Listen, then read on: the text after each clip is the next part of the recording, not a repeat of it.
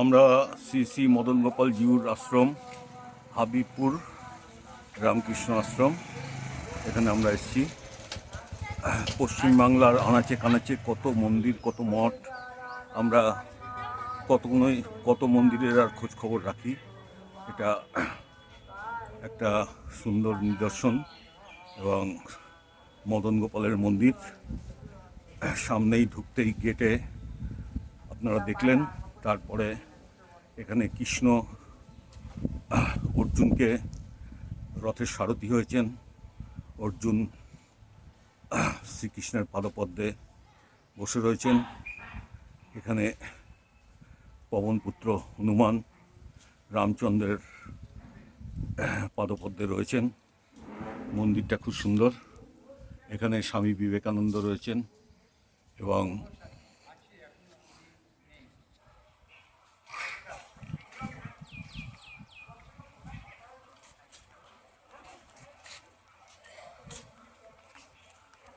শ্রীমৎ স্বামী সচিদানন্দ, ইদানিং এই শরীরে শ্রীরামকৃষ্ণ,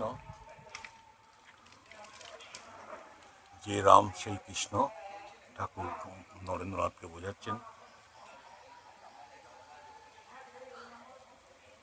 সুন্দর মন্দির, মদন মোহনের মন্দির।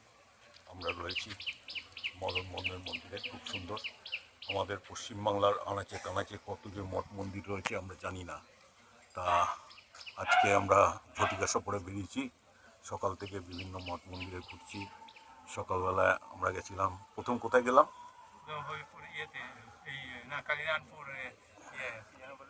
কালীনারায়ণপুরে আমাদের একটা ভক্ত সম্মেলন ছিল রামকৃষ্ণদেবের, সেখানে গেলাম। রামকৃষ্ণ সারদা আশ্রম কালীনারায়ণপুরে যেতে হয়, কালীনারায়ণপুর থেকে যেতে হয়। সেখান থেকে এলাম আমরা চুনি নদী পার হয়ে, আমরা পার থেকে গেলাম। খুব সুন্দর মন্দির এবং সেখানে ভক্ত সম্মেলন ছিল, সারাদিন ওখানে কাটিয়ে আমরা চলে এলাম হাবিবপুরে। হাবিবপুর ইস্কন মন্দির, সেখানে ঘুরে বিভিন্ন আশেপাশে অনেকগুলো মন্দির, নিতাই গৌড়ের মন্দিরে গেলাম। তারপরে আস্তে আস্তে নাম কীর্তন হচ্ছে বাজারের ভিতরে, সেখানেও গেলাম। তারপরে এখন এসছি শ্রী শ্রী মদন গোপাল জিউর মন্দির, খুব ভালো লাগছে।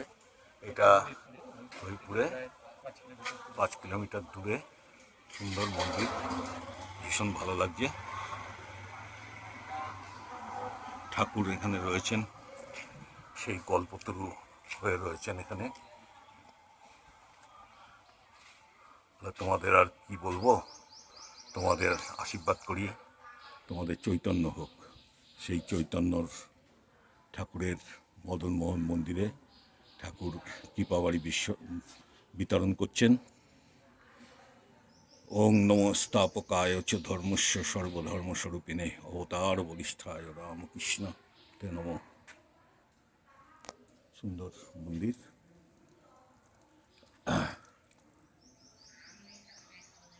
এখন পড়ন্ত বেলা, আমরা প্রায় সন্ধে হতে চলেছে। এটা কি গাছ? থানকুনি পাতা। বাহ, এত সুন্দর থানকুনি পাতা হয়ে রয়েছে।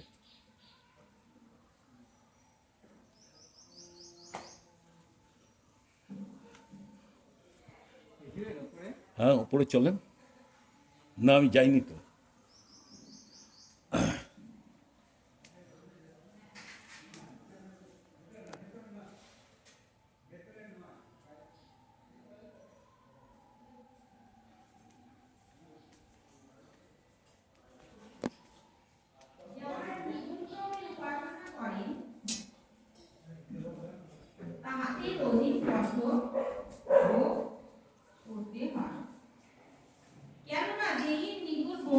খুবই কষ্টকর, কিন্তু যাহারা মত পরায়ণ হইয়া আমাকে সর্বকর্ম সমর্পণ করিয়া একমাত্র আমাকে ধ্যান করিতে করিতে উপাসনা করে, হে পার্থ, আমি তাহাদের মৃত্যুরূপ সংসার হইতে অচিরেই ত্রাণ করিয়া থাকি। আমাতে মন স্থির করো, বুদ্ধি আমাতেই নিবিষ্ট করো, তাহার পর দেহান্তে আমাকে তুমি পাইবে, ইহাতে কোনো সংশয় নাই। আমাকে যদি মন স্থির না রাখিতেও পারো, তাহা হইলে হে অর্জুন, তুমি অভ্যাস দ্বারা আমাকে পাইতে চেষ্টা করো। যদি অভ্যাস অসমর্থ হও তবে আমার কর্ম উদ্যোগী হও। এইভাবে কর্ম করিলেও তুমি সিদ্ধি প্রাপ্ত হইবে। আর যাহারা আর তাহাও যদি করিতে অসমর্থ হও তবে আমাতে চিত্ত স্থির করো এবং আমাযুক্ত থাকিয়া সকল কর্মের ফল ত্যাগ করো। অভ্যাসের অপেক্ষা জ্ঞান শ্রেষ্ঠ, জ্ঞান অপেক্ষা ধ্যান উচ্চ স্তরে, ধ্যান অপেক্ষা কর্মফল ত্যাগ শ্রেয়, আর ত্যাগেই পরম শান্তি। যিনি সকলের প্রতি হিংসা শূন্য, বন্ধু ভাবযুক্ত, ক্ষমাশীল, সহনশীল, সুখে সমান, নিরহংকারী, মমতা শূন্য, জিতেন্দ্রিয়, সহনশীল, সদা তুষ্ট, দৃঢ় বিশ্বাসী এবং যোগী, যাহার মন ও বুদ্ধি আমার প্রতি সমর্পিত হইয়াছে, তিনি ভক্ত, তিনি আমার প্রিয়।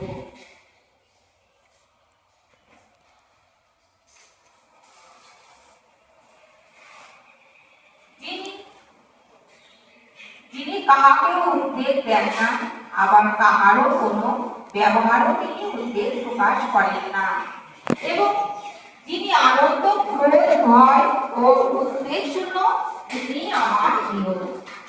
যাহার কিছু আকাঙ্ক্ষা নাই, এমন পবিত্র, দক্ষ, উদাসীন, নিস্পৃহ, দুঃখহীন, যিনি কোনো বিষয়ে ব্যস্ত হন না, সেই ভক্তই আমার প্রিয়। যিনি হর্ষ প্রকাশ করেন না, ক্লেশও করেন না, কামনা করেন না, শুভ অশুভ ফল পরিত্যাগী, সেই ভক্তই আমার প্রিয়। আমার প্রতি ভক্তি নয়, যে ব্যক্তি শত্রু মিত্র মান অপমানে শীত গ্রীষ্মে সুখ দুঃখে বিচলিত হয় না, যাহার কিছুতে আসক্তি নাই, নিন্দা প্রশংসায় সমজ্ঞান, স্থিরমনা, গৃহত্যাগ করিয়া যিনি আমাকে স্থির বুদ্ধি রাখে, সেই ভক্তই আমার প্রিয়। যে সকল ভক্ত আমার পরায়ণ হইয়া শ্রদ্ধা সহকারে আমার এই ধর্মান্বিত মান করে, তাহারা আমার অত্যন্তই প্রিয়।